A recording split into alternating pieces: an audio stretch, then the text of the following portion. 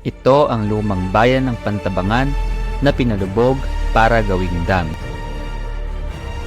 Sa video ito, samahan nyo kaming pasyalan ang pinalubog na bayan at kung naging matagumpay ba ang aming pagpunta sa lugar na ito.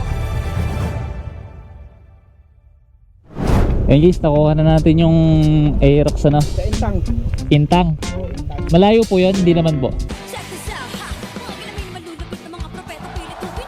Pag pumunta po ng nung lumang bayan, hanggang 12 lang po. Yung mga backing namin ni Joshua, ramdam na ramdam ko na yung sarap. Nasa dulo yung NMAX.